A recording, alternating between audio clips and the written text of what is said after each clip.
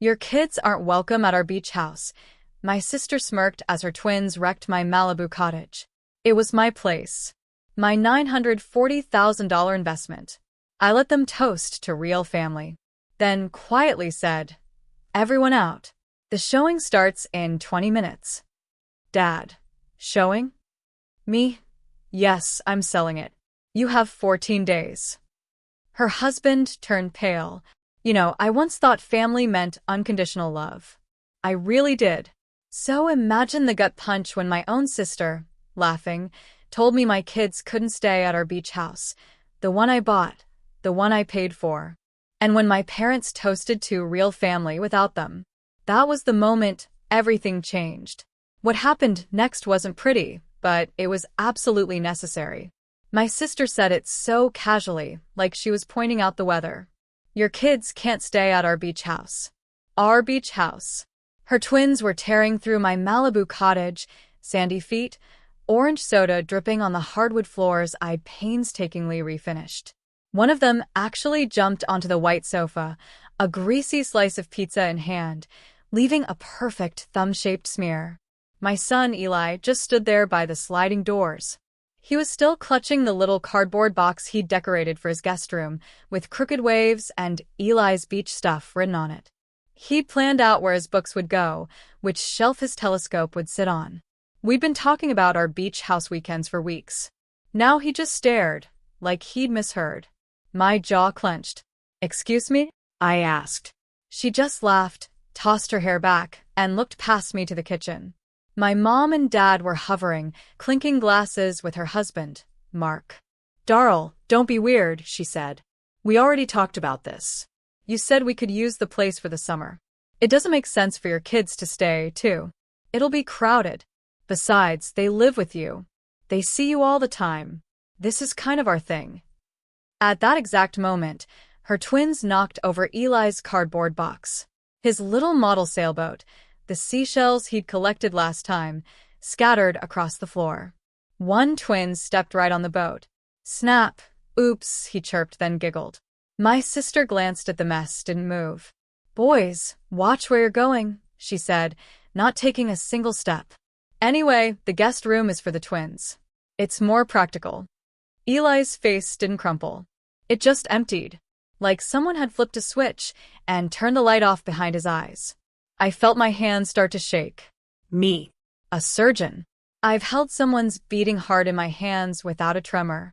But watching my son stare at his crushed little boat in a house I'd saved 6 years to buy, that did it. I swallowed hard, the words burning in my throat. I couldn't say them yet. Instead, I grabbed a dish towel and wiped the grease smear off the sofa, pretending that was the most important thing in the room. My dad looked up from his beer. "Relax, son," he said. "Kids are kids. It's just stuff." No one noticed. No one but me. Eli quietly knelt, picking up the broken pieces of his boat. "See, I'm Daryl. I'm 41, a general surgeon in Los Angeles. My kids, Eli, who's 10, and Zoe, 6, live with me in a 3-bedroom townhouse in Culver City. This Malibu cottage? It was supposed to be our escape. I bought it 3 years ago, right after my divorce. It's not some mansion. It's a 2-bedroom cottage, 3 blocks from the beach, faded blue shutters, a tiny front porch that always smells like salt. $940,000. Every bit of my savings. A mortgage that still makes my stomach clench. But it was mine. Scratch that. It was ours. Me. My kids. My fresh start. My family never saw it that way. To them, I'm the successful one. Dr. Moneybags. My younger brother Aaron likes to joke. The one who escaped our small inland town and now, apparently, owes the family for making it. I pay my parents' property taxes every year, $5, $200 like clockwork.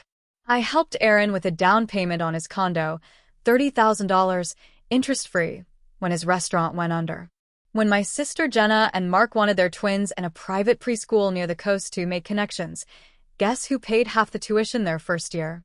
I never bragged. I just did it. Because that's what you do for family, right? But somewhere along the line, they stopped seeing it as help. It became entitlement. My wallet became a family resource, not a favor. And my kids? They were extra accessories, convenient for holiday photos, invisible when they got in the way.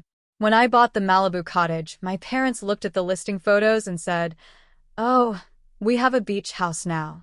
Not you. Not you and the kids." We.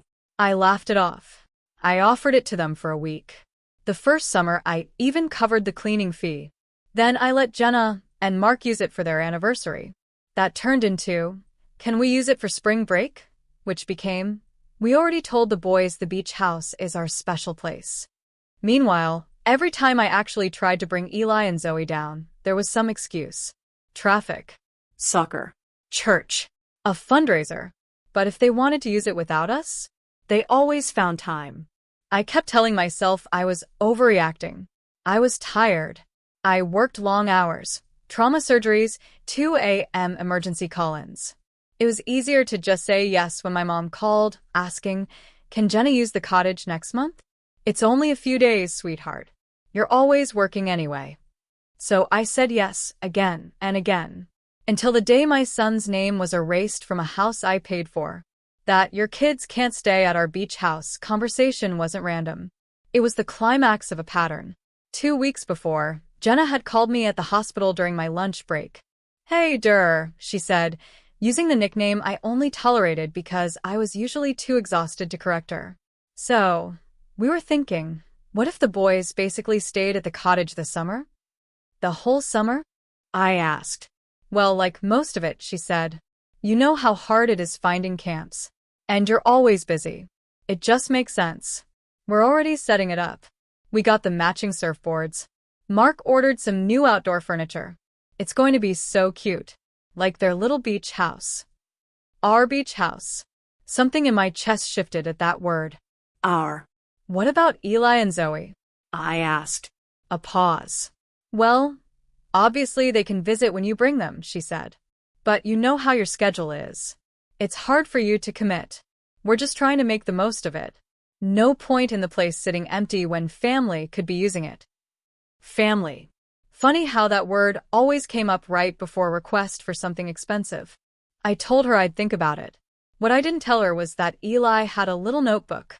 On the first page, in big block letters, "Summer at the beach house." Underneath, 1. Learn to surf. 2. Sleep on the porch. 3. See the stars with Dad. That Saturday, when we drove down, it was supposed to be the first weekend of that list. Instead, I walked in on my sister announcing my kids were basically banned from staying overnight because it was too crowded for her twins. I should have shut it down right then. But I watched Eli's shoulders slump. Zoe, clutching her stuffed dolphin, looked up at me like she was trying to figure out if she'd done something wrong just by existing.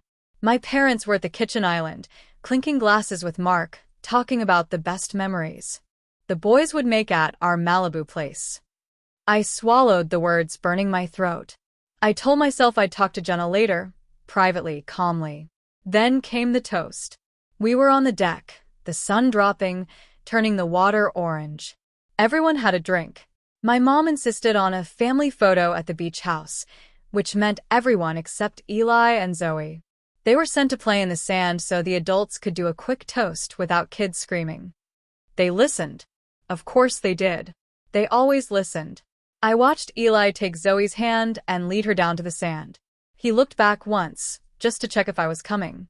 I gave him a small nod. My chest felt impossibly tight. My dad raised his beer.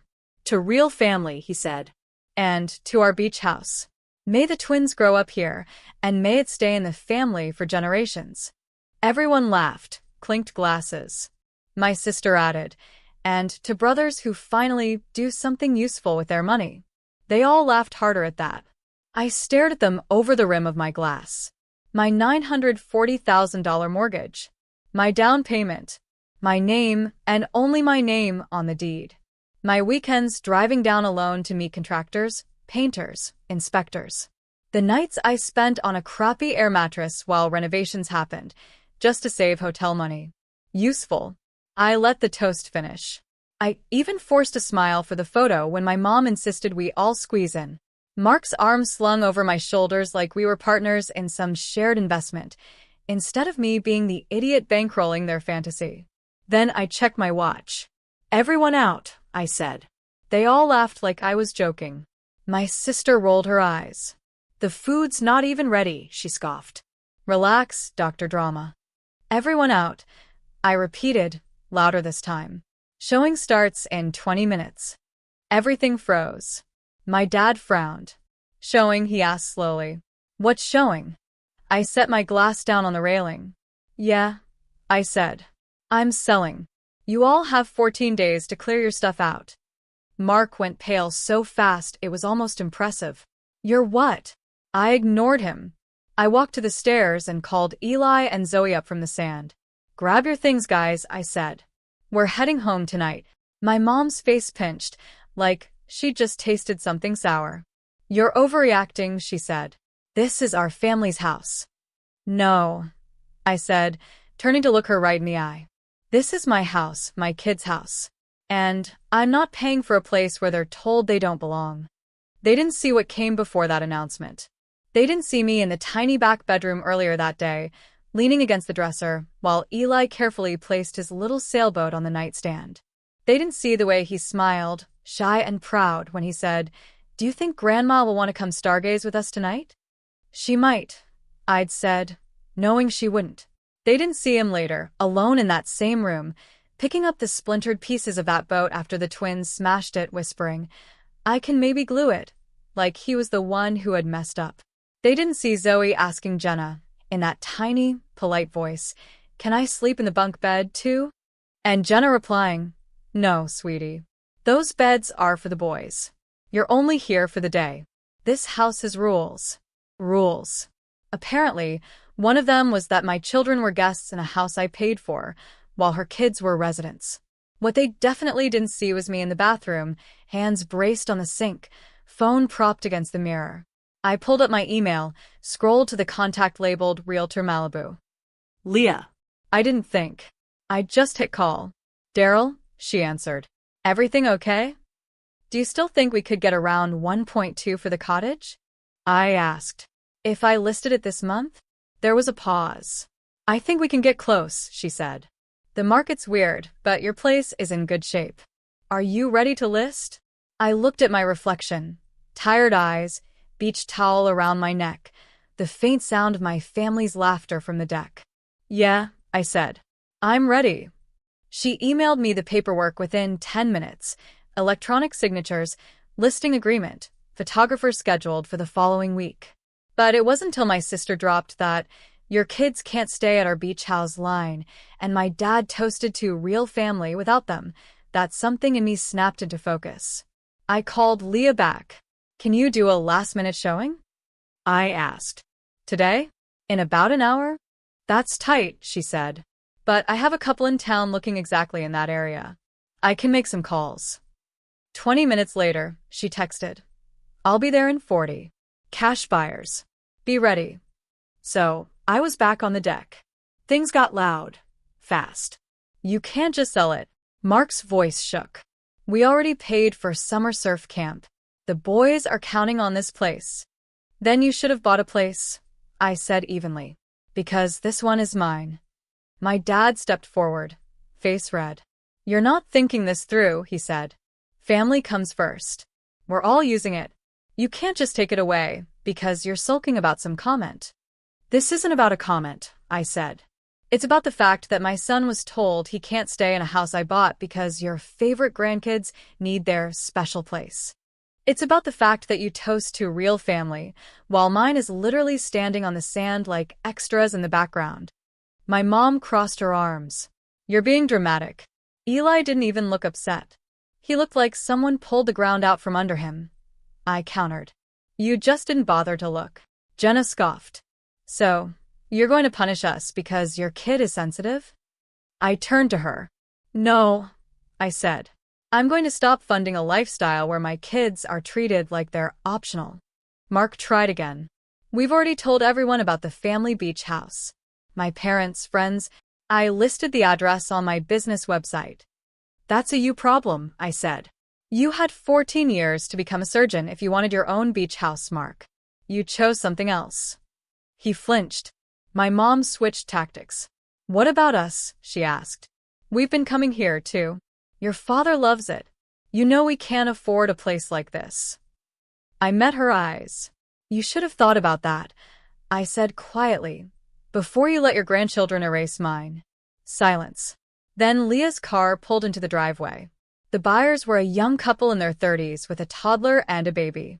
They stepped onto the porch with wide eyes, clearly not expecting a full audience of angry relatives. Hi, the woman said, uncertain.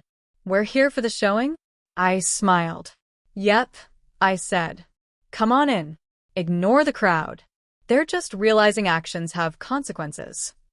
My dad hissed my name under his breath.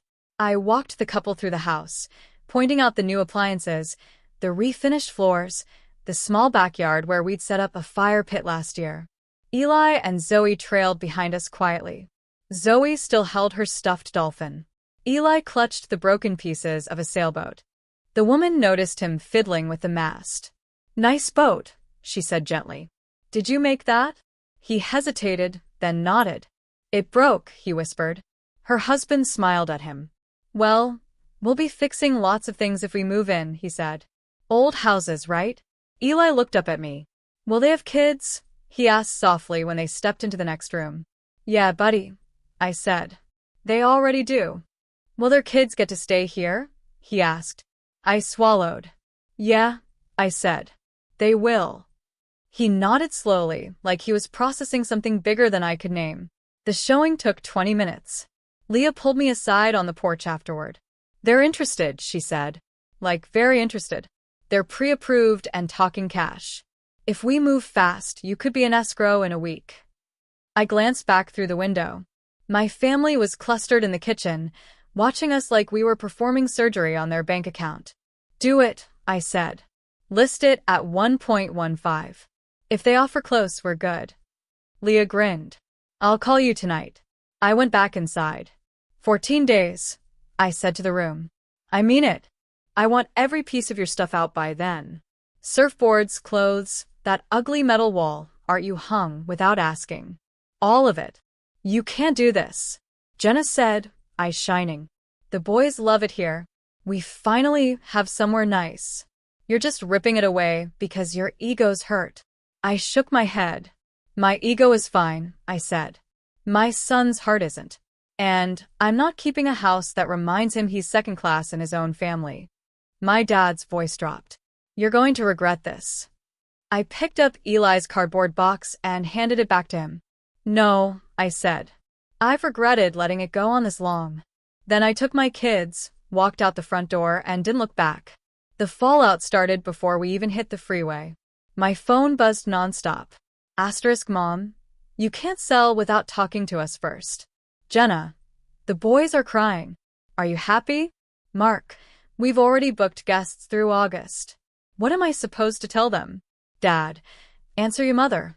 I turned the phone face down and kept driving. Zoe fell asleep, her head leaning against the car seat. Eli stared out the window, fingers tapping the broken pieces of his boat. Are we in trouble? He asked suddenly. No, buddy, I said. We're not in trouble.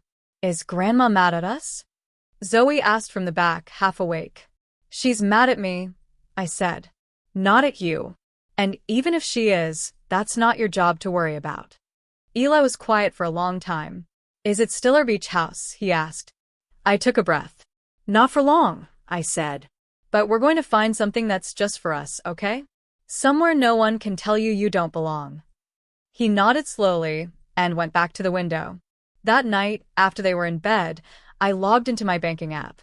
First, I canceled the automatic transfer for my parents' property taxes.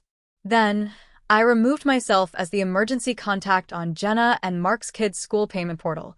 I'd only been on there because it's easier for you to handle the card stuff. You're good with money. Then I opened a new savings account, labeled Kids Place. First deposit.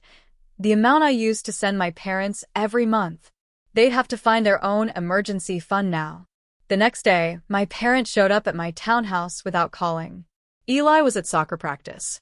Zoe was on the floor, drawing a wave with a little house in the middle. It looked suspiciously like the Malibu cottage. I opened the door before they could knock again. My mom didn't bother with hello. "You're selling our beach house?" she demanded. "I'm selling my house," I corrected. "Yes." My dad looked at the living room over my shoulder, like he was already judging it. Too small. Too cluttered. Too real. "Do you have any idea what you're doing?" he asked. "You're throwing away an investment." "No," I said. "I'm cashing out of a bad one." My mom's eyes narrowed. All because Jenna said the kids couldn't stay one weekend. "One weekend," I repeated. "She's been calling at her kid's house for a year, and you've let her. You've all stood there and watched my kids get treated like afterthoughts in a place I pay for." My dad sighed, like I was being unreasonable.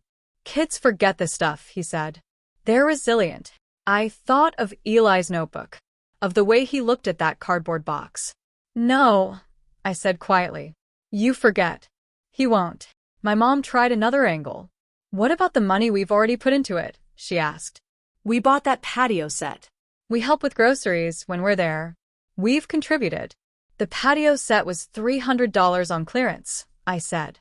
"I've paid almost $200,000 in mortgage payments on that place since I bought it. We're not doing this math." She flinched. "You're punishing us," she said. "I'm protecting my kids," I replied.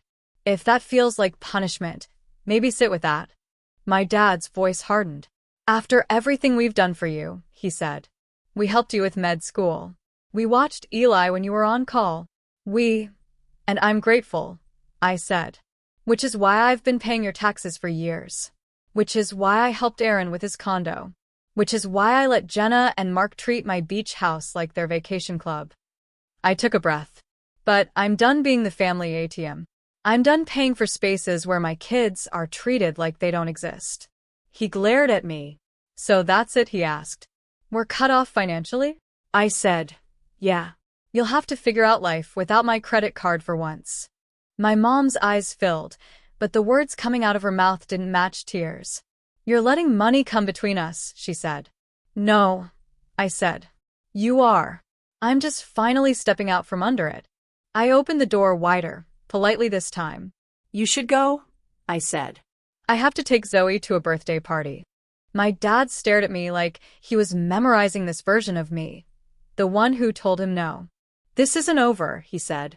"For me, it is," I replied. The offer on the cottage came 2 days later. Leah called while I was in the hospital cafeteria, eating bad soup between surgeries. "They came in at 1.1, she said. "All cash, 30-day close. They'll do a 2-week rent back if you need more time." I didn't hesitate. "Accept," I said. I hung up, sat there with my plastic spoon halfway to my mouth, and let out a breath I didn't know I'd been holding for 3 years. 30 days later, the Malibu cottage no longer belonged to my family. It belonged to a couple who sent me a thank you note with a photo of their kids building a sandcastle in the backyard. You'd think that would be the end of it. It wasn't. The messages got uglier as reality sank in. Jenna. The boys are devastated. They asked when we're going back to our house. I hope you know you broke their hearts. Mom. We raised you better than this. Money isn't everything. Dad. You'll regret cutting your parents off when we're gone. Mark. We lost business because we advertised the cottage as a retreat location. You cost us actual income. Don't act like the victim. I kept my responses short, when I responded at all. To Jenna, I'm not responsible for promises you made with my property. To Mom, money isn't everything, but it reveals what people really value. To Dad, nothing. I stopped picking up calls. I blocked Mark after he left a voicemail calling me cold and brainwashed and whipped by your soft kids. The only message that landed where it was supposed to came from Aaron. I get it, he wrote. I should have said something sooner. I saw how they treated Eli. I just didn't want to be next. We grabbed coffee a week later. He apologized in person, said he'd been thinking about his own kids and how he'd lose it if anyone treated them the way our parents treated mine. He asked if the offer still stood for the occasional loan if they truly got desperate. No, I said, then softened. But I can help you make a budget. or look at other options. I'll give you my time, not my bank account. He nodded. Fair. It was the first real adult conversation I'd had with a family member in months. We didn't get another beach house. Not yet. Instead, I took some of the sale money and did something small and simple. I rented a 2-bedroom place right on the sand in Ventura for a week. Just me, Eli, and Zoe. No grandparents, no aunts, no cousins. When we walked in, Eli stood in the middle of the living room and turned in a slow circle, like he was checking for ghosts of other people's expectations. Whose house is this? Zoe asked. It's ours for the week, I said. No one else's. Do we have rules? Eli asked carefully. Yeah, I said. We respect the space. We clean up after ourselves. No jumping on the furniture. And no one gets told they don't belong. Ever. He blinked a few times, then smiled. Really? He smiled. Can I make a box for my stuff? He asked. Absolutely, I said. We'll get supplies after dinner. That night, we walked along the shoreline in hoodies, the air cool and damp. Eli picked up a shell and handed it to Zoe. She held it up to her ear and giggled. Does it sound like our house? She asked. Eli shook his head. No, he said. It sounds better. When we got back, Eli spread out construction paper on the little dining table and started decorating a new box. He drew waves on the sides again. On the lid, he wrote, Our place. Me, Zoe, Dad. No grandparents, no cousins, no one else. I didn't correct him. I just watched. 2 months later, I hosted a small barbecue at my townhouse. Just Aaron, his wife, their kids, and one of Jenna's twins who snuck over. The kids fought with water balloons while 2 lawn chairs sat empty under the tree, my parents' seats. Aaron said they call it the beach house you stole. I just laughed. Later, Eli asked if we'd ever go back. No, I told him. Wherever we are together is ours. For the first time, that finally felt true. What would you have done in my place? Have you ever had to draw a line with family like this? Tell me what you think. I really want to know.